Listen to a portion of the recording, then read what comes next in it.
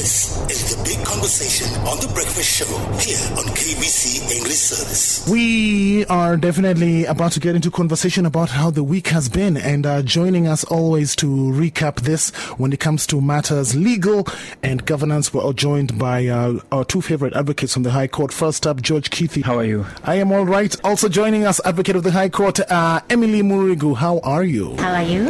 I am all right. Could you move a bit closer to your mic, Safadali? Great stuff. Now, I'm sure Kenyans are waiting to hear your submissions on the biggest issues of the week, the fuel saga. But before then, let's begin by taking stock of this constitutional matter, which is close to your hearts. Meru residents, they have vowed not to stomach anymore the embarrassing leadership wrangles between the MCAs and Governor Kawira Mwangaza, even after surviving impeachment. Together with other lobby groups, they're now collecting signatures to dissolve the county government of Meru. Here first is Governor Kawira Mwangaza speaking to a local radio station earlier on about the process. Kuna mwelekeo ambao wajumbe wetu wa assembly wamechukua ambao sio mzuri sana, wakaona ni vyema watafute signatures ndio waweze dissolve the county government of Meru. Mimi kama governor nitawasupport. Kila wakati ni MCA anapigana na governor, yeye ana nafasi ya kufanya kazi na governor. Tukundi kwa ndebe, ule ambaye anaona atawasida mama ama atafanya kazi kuliko mama vile anafanya, akuja asimame na yeye kwa ndebe, tumchague. Mheshimiwa Ruto apeana hiyo na authority, watu warudi kwa ndebe. Juu msukumano ya county hapa hatutawezana nayo. Yes, indeed. That actually transpired. Crazy developments out there in Meru. Bigger question out of this is, does this prove that Meru is a little bit of an ungovernable county? I want to start with you, Wakili Emily. What's your take on that? I don't feel like Meru is non-governable. It is governable. It has existed as a county under different leadership in the county government setup, with different members of the county assembly and a different county executive. So it is a governable county. However, as things are right now, it is a constitutional right for the residents of Meru to feel there is so much happening that is not towards delivery of services, and the process really is where there is gross violation of the law, or there is concrete evidence to believe there is gross violation of the law, the national government can initiate investigation.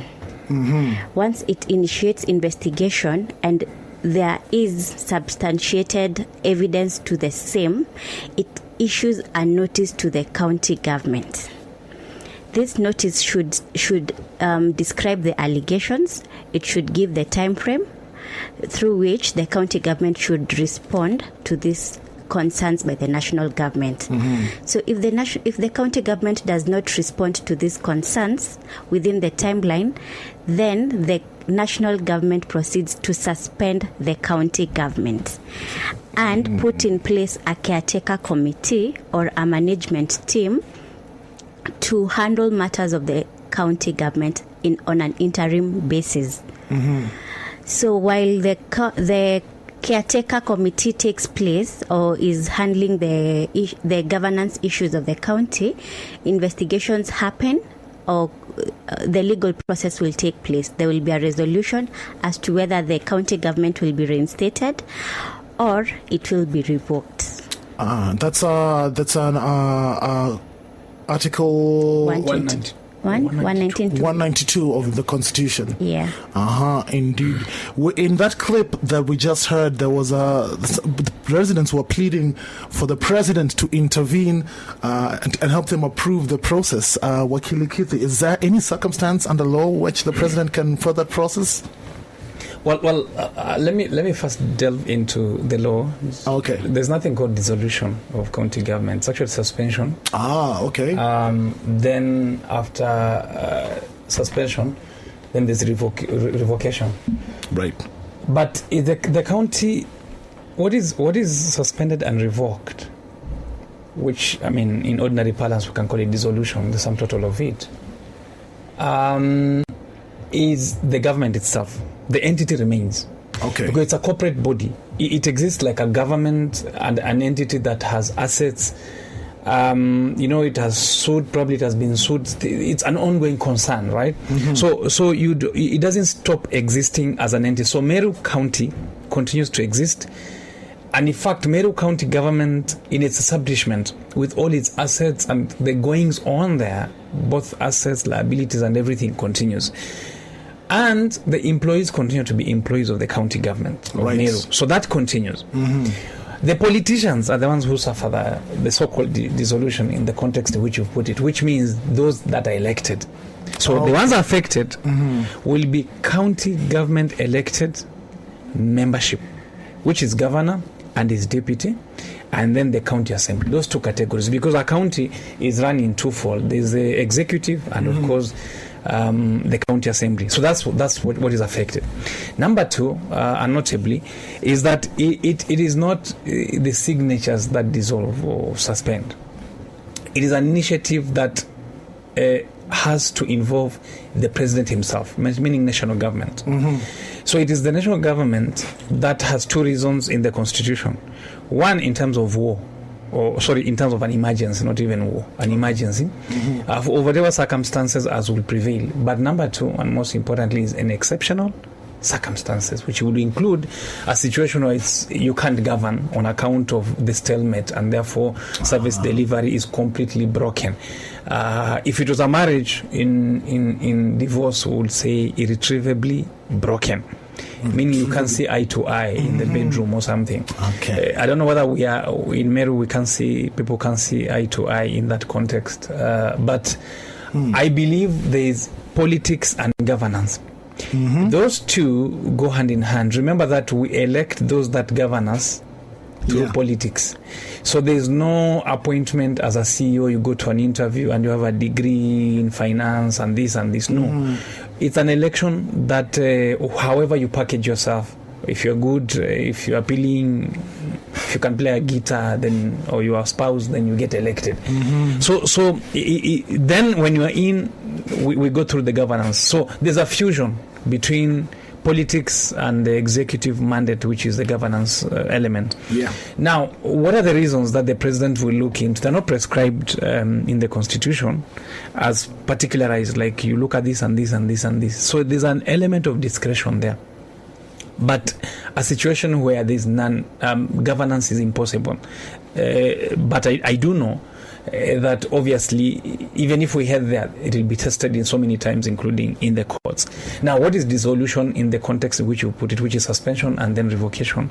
It means the MCAs go home and the governor go home. We call for an election. It is 90 days of that pronouncement, within 90 days. Yes. Now, that has been attempted in Makueni, when in fact the governor himself, because there were demands that were made by the MCs which are untenable. The governor himself, popular with the public, said, now let's go for elections. We see if what you're saying will give you further mandate. And of course, there was an intervention and we didn't go for election. Now, let's go to the politics. Is it a good time to have an election of that magnitude, expanded to that extent, and of all MCAs and the county executive, which means governor and deputy?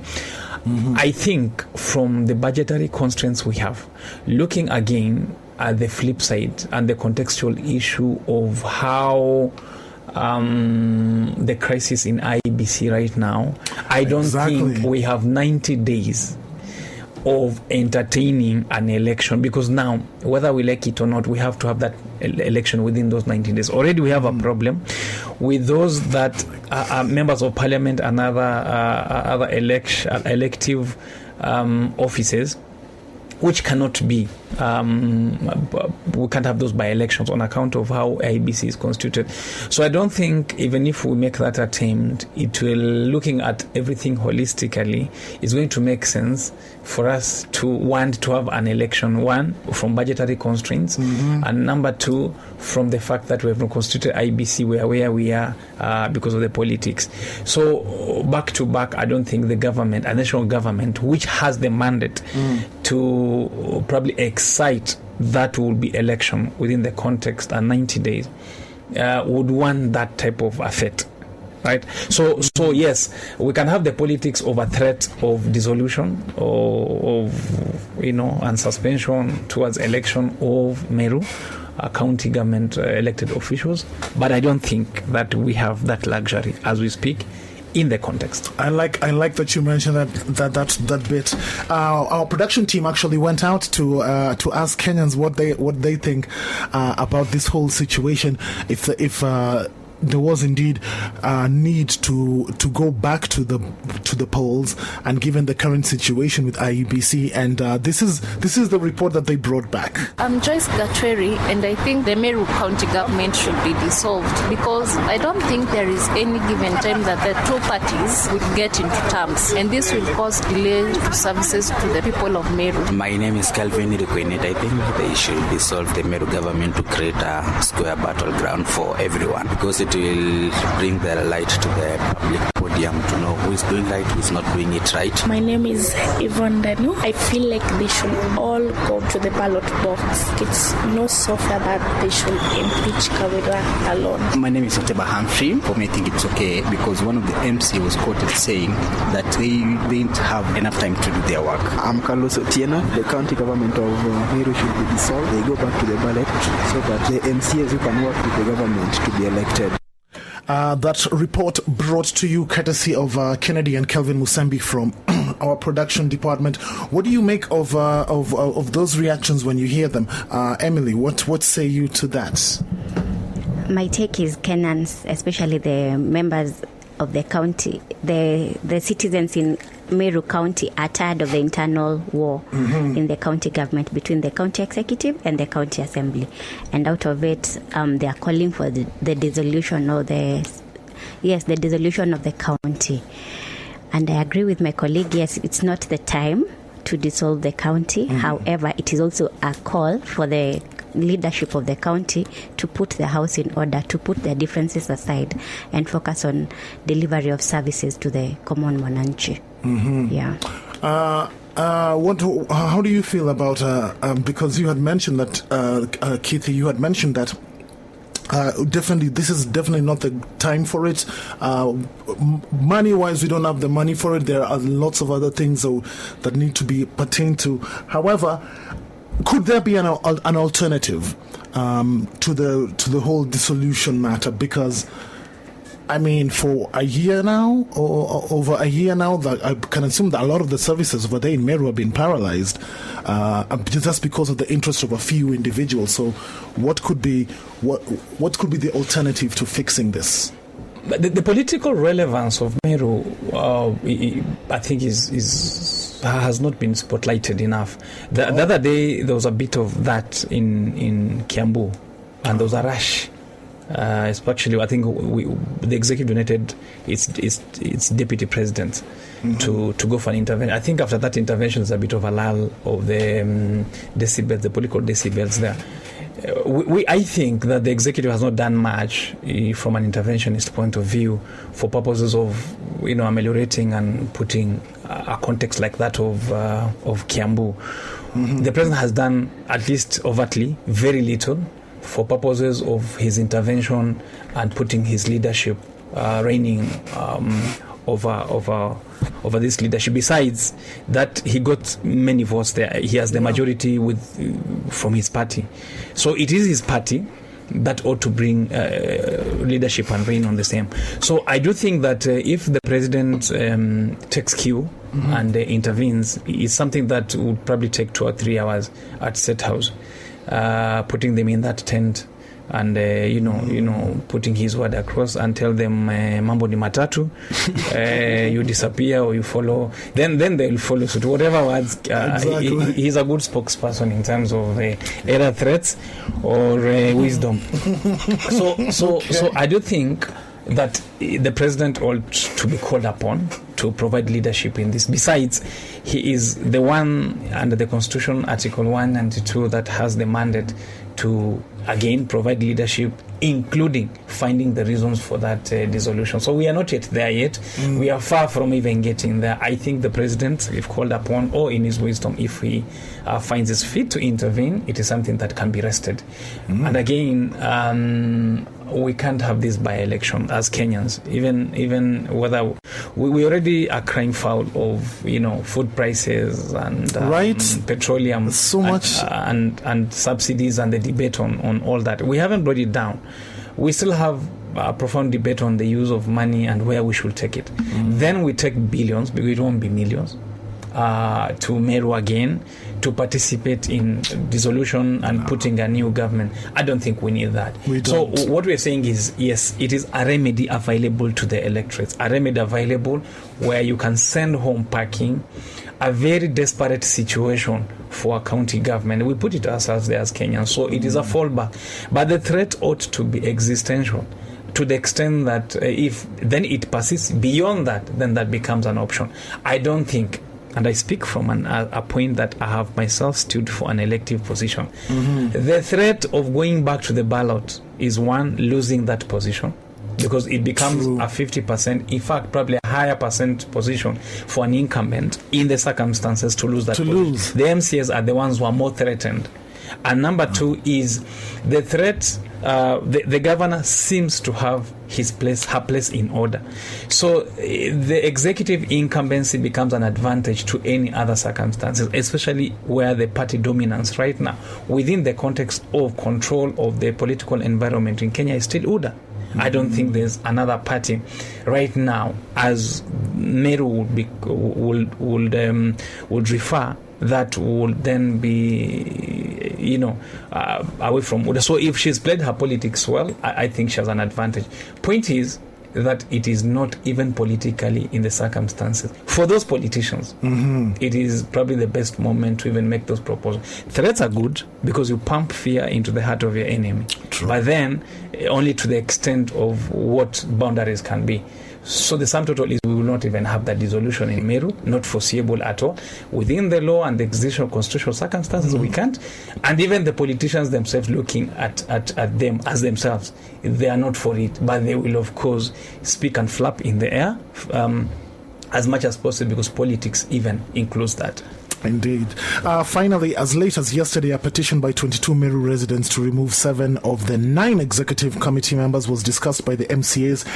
Here are some of those county legislatures after that sitting. Kulingana na article 37 ya Constitution of Kenya, mnaweza andika petition kwa assembly kwa jambo lolote lile ambalo mnaona lina usumbufu ama linahusu ama linahusu uongozi. One thing that I want to reassure the citizens, we appreciate the sovereign power and our Constitution Article number 1, that the sovereign power is given to the people, and that power they delegate it to the elected members.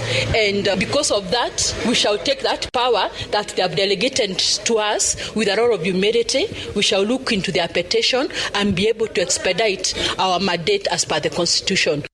Now, given everything that's happened and what you just heard, I think a big question over here is, how do you foresee Governor Kawira Mwangaza's future when it comes to delivering to her ability to deliver services over in Meru from this point henceforth? Emily, what's your take? I think she's passed through the fire. She's gone to Senate twice. She's learned her lesson. It depends with how she plays her politics, so that she's able to come back if at all we have the county suspended. But in terms of her service delivery, I believe in her as an individual. I do believe in her. Yes, I believe in her. I believe in her leadership skills, and I believe even at the leadership level, every day is a learning lesson, a learning opportunity. You learn and unlearn at the same time. So... Very diplomatic response. Kirti, trust levels, do you think people have high trust levels for her? And now she has to navigate this for the foreseeable future. How is it going to work? The advent of governance is a corporate structure where you have the executive and then you have the members as would infuse leadership, the leadership probably trajectory. So the structure is as is in the company. Even Kenya, it was a protectorate, but it was basically like a business structure.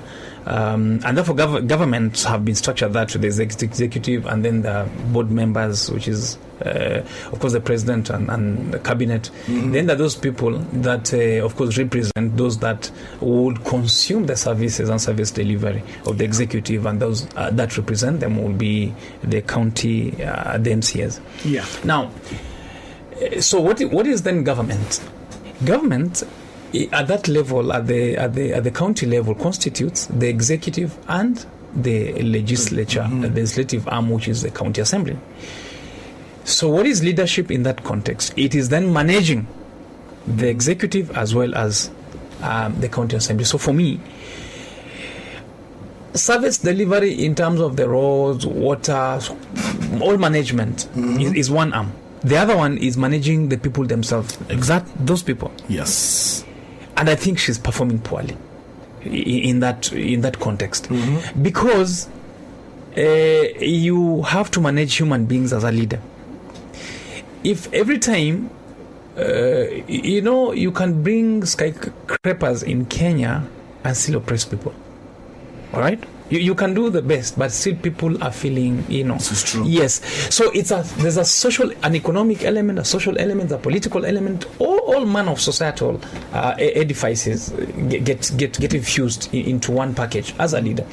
So if you fail in some, then you're failing. Now, contextually, where do we put her? Again, remember, those people that represent the people, because they're delegates, MCAs are just delegates, appointed from the many people, reduced into a few, then they're called MCAs. If they become rogue, then you have to rein on them, all right? So they can't just become rogue and then pump fear in you to be able to accept some things which probably are not acceptable for possible benefit of the people. That becomes a friction. However, at all material times, there ought to be an element of friction between the executive and those that regulate the executive, because Parliament is it makes laws, that legislation, oversight, which is where a lot of friction is, and representation. Now, if representation is not working, they're not representing the people but themselves, that becomes a problem. But oversight is a question of friction. That's why we are seeing this context. I think she has learned the friction, how to manage friction. She ought to be better now. Let her come out as a good leader that manages everyone. Imagine madmen and women are part of your constituency. Thieves are part of your constituency. It's true. People who shout and irritate you are part of your constituency. Those that are calling you names are part of your constituency. So you manage everyone. Those that have gone to school, those that are illiterate, everyone. So it means, therefore, your management skills must run all that trajectory from A to Z. It rests with you as the executive leader. So I think she needs just to do more. Yes, there's an element of sympathy to her on account of what I think the emotional political side that we saw, but I think she can definitely do better than she did. Can she or can she not? So let's not go the roughshod and jingoistic approach and chest stamping of we'll dissolve Meru County. No. We want Meru County at the hated effect of development. It's possible, it has resources, it has people who've gone to school, it has human resources, it has everything, it has Mira, it has many things. So I think what we need to do is let's see the better side of her now that she's out of the kettle. Emily, why do you concur, or do you don't? No, actually, a survey by the Infotrack Research showed that she was ranked as number 10. And she was ranked 8th and the second best female governor after Homa Bay, Gladys Wanga. So she's managing all this politics. Of course, it's a learning curve for her, being a first-time governor, but she's been the county women representative. So she's been in this political space. I feel she's doing well, and she will do better, but as at now, she's doing well. She's performing, and politics aside, on the ground, she has the ground. Yeah. Yes. We shall follow this story and we shall revisit this very, very soon. We shall see whether the opinions will remain the same. It's 8:30 here on the Breakfast Club on KBC English Service. It's a big conversation looking at the week that was as far as legal matters and governance is concerned. I'm joined by George Keithy, Advocate of the High Court, and Emily Muriguh, also Advocate of the High Court. Now we must talk about one of the biggest stories, and that is oil. There once a small oil issue between CS Energy and an unknown lady in the business of oil commodities trade has now taken quite the twist, now involving the president as well as the chief opposition leader Raila Odinga, who as late as Monday called for the resignation of Energy CS Davis Chirchir and his treasury counterpart Professor Njuguna Ndongo. The president is saying that the G2G oil deal was above board. Raila says it's a scam. Details are yet to be revealed. Let's take a listen to some of the highlights of this story. The CS for Energy and Petroleum, Mr. Chirchir, and National Treasury, CS Njuguna Ndongo, they stole money from the Consolidated Fund in addition to spending money way above what Parliament approved.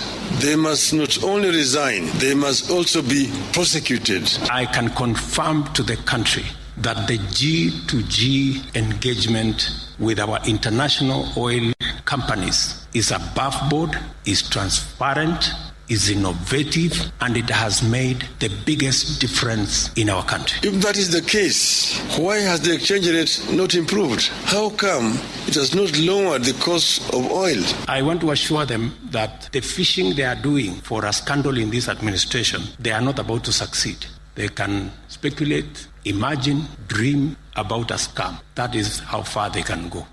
That is what President William Ruto said about that. Now today, Ann Jerry is set to face MPs over the 17 billion shilling fuel scandal. And we're just like, okay, how do you understand the relationship between this 17 billion shillings oil shipment with relation to the government-to-government oil agreement? Emily? I feel first the two cabinet secretaries should demonstrate and fully disclose the identity of the private financial enterprises that may have benefited. They should be able to Kenyans need information. There should be transparency on this monies that are being the 17 billion. Where did it come from? And the 17 billion that Omtata was alleging was from the...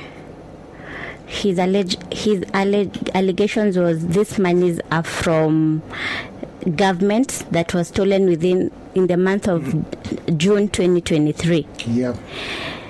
And his allegations are there's a correlation between the 17 million, which was unconstitutionally withdrawn from the Consolidated Fund, to subsidize an unnamed private financial enterprise, and the 17 billion contested oil shipment between Ms. Njeri and the two cabinet secretaries. So really, these cabinet secretaries should just come out clean and disclose all this information to Kenyans. That is the first thing.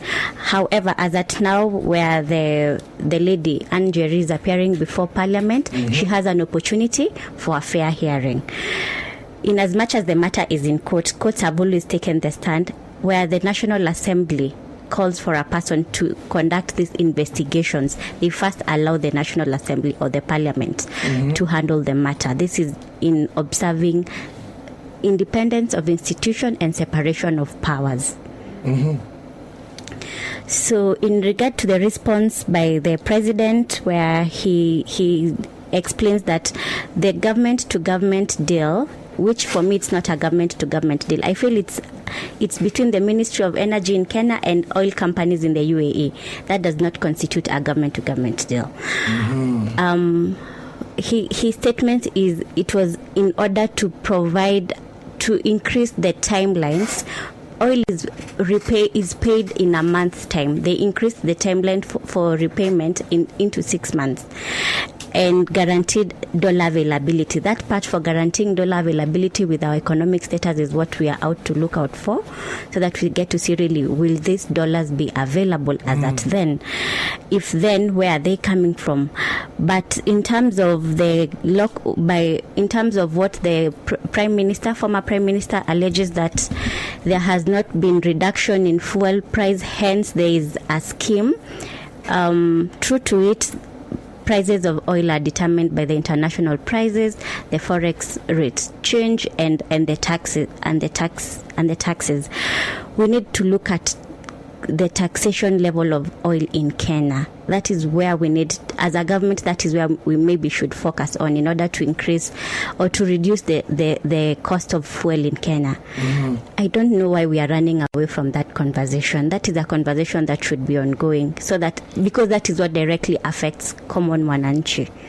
Yes, indeed. Kithi, before you give me your thoughts on this, I want us to take a listen to what members of the public have to say about this ongoing saga. My name is Patrick Juguna. On that issue of government to government oil deal, I would wish the CS Energy deficit to come clear about that issue and explain to us whether individual enterprises can be involved to import fuel to this country. My name is Valentine. The government should come out and explain to people if this thing is a scam or they're just using this person for their own self-gain. There's no way one individual can involve in such a wild saga. My name is Joy Wanja, and I think the state should carry out the due diligence on the Ministry of Energy, especially Mr. Chirchir, who should come out clear on how the lady acquired the permit, because they're now denying that she did not get the permit from them to bring the oil. My name is Lewis Mwalimu. What I want is the government to come tell us clearly about what is really happening. I'm Maureen Enda. The government should come clean. If they are not involved in the oil saga, they should give evidence. 17 billion is a lot of cash, and I don't think an individual will just import such amount of oil without any help. Shout outs to our production team for going out to sample those different takes. Kithi, I keep hearing the same thing from a lot of those people a lot of those respondents, and that is government come clean. Government come clean. What's your take about this story? The call government come clean means somehow the government can be clean. Or come clean. It's an impossibility. It's an impossibility. But let me explain the concept of G2G in international trade. Okay. Also conceptualize it contextualize so that, the listeners can understand what it means. Oil, there's a pooling of those that supply oil in Kenya, the traders. And oil companies. We have Total, we have Shell, we have Rubies, we have all the pool. Then they bid in the international market. There are coffees, people bid for coffee or tea here. Okay. Now you get oil from Kuwait, it's cheap. Sometimes it is in the oil producing countries, but with companies that produce, because it's not the government. In some instances, you get it cheaper, and those are the controls. However, they use a system called the LC system. Now, the bank here guarantees that upon expiration of a certain number of days, for instance, let me not mention banks, but local banks here, will guarantee that upon expiration of a certain number of days, maturity, the money will be paid. You pay in dollars. Now, fast forward, before the elections, we had a problem with our accumulation of dollars in this country for two reasons: hoarding, but number two is we were probably importing more than exporting, and therefore we buy more, and therefore because we buy in dollars we spend more. Right. So we had a deficit.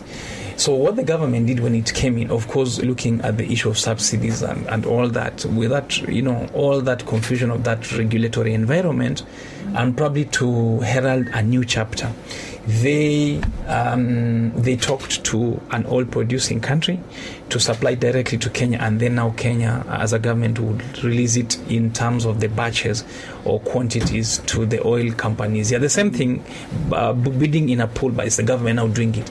Now, what you do is, because you don't have dollars and you want to stabilize the dollar because it has to be in circulation, and also prompt people to release the dollar because then functionally it's not going. You're trying to control it, and then that's the time when the dollar moved from 105 to 109, then 120, then it moved to 150, and now we are where we are. We had to have a hiatus of sort, a period of time when we're not paying dollars in large. Of course, people now importing clothes are still paying in dollar. Trade is going on, but the large quantities of dollars ordinarily we pay because of oil importation. Now we got ourselves 6 months. Of course, we have to pay it, but it's a debt. It's like we bought on credit. After 6 months, we have to pay. Then probably get another supply after 6 months, we pay like that. Of course, then we get caught up with, against that we have the loans to Chinese, World Bank and other institutions. Still the dollar, all right? We're talking about the dollar. So when you had the president at a time shouting and saying, why can't we pay in Kenyan shillings and Africa and all that? I think that was the pressure. Probably again trying to get preferential treatment here and there in some quarters. Now, so contextually, what are we talking about? We're talking about a situation where the government has imported oil itself so that then it pays after the lapse of 6 months, which is almost now. What happens in that period of time? Nobody else, private individuals, are then allowed to import oil into Kenya because of the fact that it's government that is now controlling the supply itself. What happens then? You have what we call price controls, because the government will set up the amount of importation, the cost of importation as against the tax. So eventually, if oil goes high, it's the government that is responsible for setting that cost, right? Against all forces, but the government sets the cost because that's the one that has imported the oil. Now, when the oil is at its highest like it is, and then on the side a private individual imports that oil, he will sell it at the highest price before oil prices go down. So it means individually, if I can get away with sneaking my oil into Kenya at 150 and I've bought it probably, I can get threefold probably the profit I will have made if it was at 105 or 110 or whatever it is. All right. So I do think that this was people who knew the structure of the G2G taking advantage of private importation, disguising themselves from their identity by using a what is called not a political exposed person, such as Njeri, yes, who is unknown, and therefore kikiumana you can walk away. Exactly. Now we were all thinking it. I don't know whether it was the first consignment or the second consignment or the third consignment. We don't know. But certainly it is a consignment that was properly planned to take advantage of the market forces as prevailing. Therefore, she is not the owner of that oil. She is a representative of certain persons who know the system in government. In fact, the politically connected people who imported that oil and then putting her there as the person. When now it is exposed, you can of course regenerate documentation to rival her documentation for purposes of running away from that exposure and responsibility. Now, what then confounds all that is when oil docks. When the ships that are carrying oil, the oil tankers dock, the moment the goods pass onto the land from the ocean side where it has docked, they are under the Kenyan law and Kenyan jurisdiction. They stop being international commodities. So the bill of lading, then what it does, it crystallizes interlocal document for purposes of delivery of the oil because it has crossed over, and that's international sale of goods under what we call conventional international sale of goods. Fast forward, therefore, is you don't offload oil like tomatoes, like into trucks, into you. There's only one way of doing it is to pump it out using one pump. So this tanker will come pump. The second one will pump using the same pump. So it is then mixed. The principle of conglomeration, it is mixed with other oil, then pumped all the way to Nairobi and Eldoret and Uganda and whatever. So that oil already is in the Kenyan system.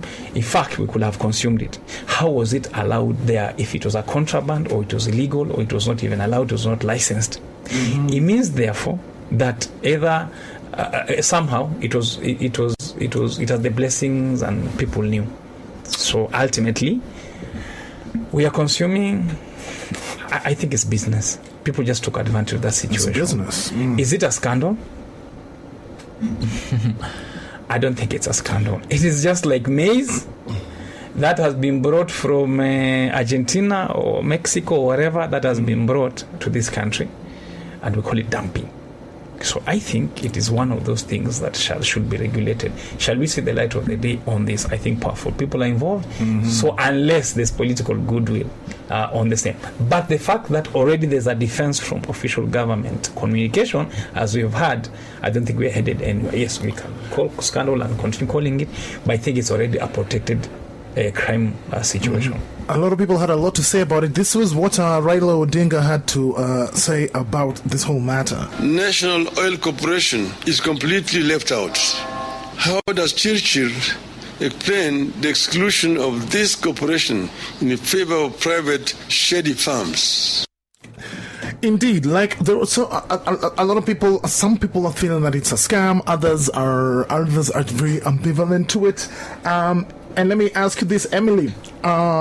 What do you make of the fact that because, like you even mentioned before, we can't take Okiya Omtatah's tweets for gospel truth. I mean, people can say anything on a social media platform, but in your opinion, what's your reaction to this? Do you feel that there is definitely something shoddy going on? I feel that everyone who alleges must prove. Oh, well said. Anne Jerry says she's been in this business for over 30 years, where she's been doing it internationally. If she's able to prove this publicly, because now this is a matter of public interest, if she's able to prove this publicly, and publicly is through the parliament and or through courts. So if she's able to prove this publicly, then we're able to see how genuine she is in all this. In regard to, basically that's it. For Okiya Omtatah, if he's made allegations, trying to find out if there's something shoddy. If he can be able to prove these transactions, really she's the face behind the 17 billion that was supposedly stolen from the Kenyan coffers. If he's able to prove this, and he should be able to prove whatever he alleges, then I think the law should take its course. Speaking of which, because the National Assembly's Finance and Planning Committee have summoned Treasury CS and Njuguna Ndung'u to appear to explain the circumstances regarding the withdrawal of the 17 billion shillings. Kithi, is this an indication that things are being, like, the matter is being investigated, or could this just be a minor sort of distraction to get people to stop talking and thinking about this particular issue? Well, I think the investigations are ongoing. Obviously, truth will be known, but will be known to those that are investigating. The public will know the rumors. Let me ask you, as a Kenyan who is paying taxes today, and this is to the listeners, do they know the contract between government and the Chinese government or institution that built the railway?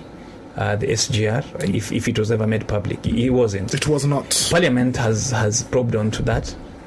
It has not given a report. It has not told the public anything.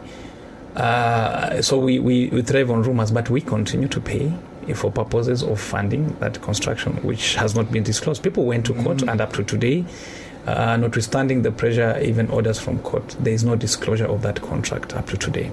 So it's possible that government, for either security reasons, and this is not a security issue certainly, or for whatever political reason or convenience of time, not to disclose certain issues. I do think that it is important that we get to the bottom of it, because remember, ultimately, we are, we would like to pay the petroleum price even higher if we know there's a benefit to it, and for how long. Probably it is important because it is funding ABCD. We don't know anything. So I think disclosure is important here.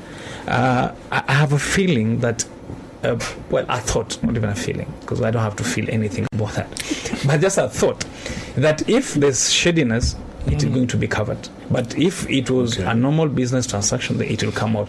But rumors are ordinarily always close to the truth. There's no rumor that is in US and we get even concerned. It is that which is closest. Like I've always said, the fruits of a tree not fall far from the tree itself. So ordinarily rumors explain. Yes, there's some tinge of truth which you need to pick and write on, obviously, because information is either information as is or information from circumstances, and therefore circumstantial in nature. And that's what rumors are, circumstantial. I like how you put that. We have to talk about one final thing. Floods continue to wreak havoc in the country. The death toll has hit 71 by yesterday, according to the Kenya Red Cross. Over 150,000 people have been displaced thus far. About 10 billion shillings was set aside to respond to the effects of these long rains. We were talking about this months ago. Here's a brief highlight of what MPs said about this situation yesterday in Parliament. We are no longer trusting any other government official or to tell us anything. They cannot move even one truck of food from here or one airlift of food from here to the affected areas. What I don't understand is because we were warned. If we were never warned, it is something else. Let us be able to solve problems at the right time, not to wait until when nothing is working in the nation, not until they wait, we come here to debate. That is when they are going to start releasing money. It is wrong. I saw them on TV yesterday, even in my own county, Homa Bay, Oluch Kimira area. I saw them in Ahero in Kisumu County. They are also living in schools and they have no food, they have no medicine. We are yet to see the arm of government reaching out. It's unfortunate that we are discussing this kind of thing in the 21st century. You know, once the president declares this as a national disaster, donors from all over the world will move in and our people will get help. Now, here is the situation. The Deputy President, Rigathi Gachagua, is blaming county government, saying that they were given money, they're just sitting on it. However, Governor James Orengo and as well as Abdullah Swad Nasir, they say, no, that's not true.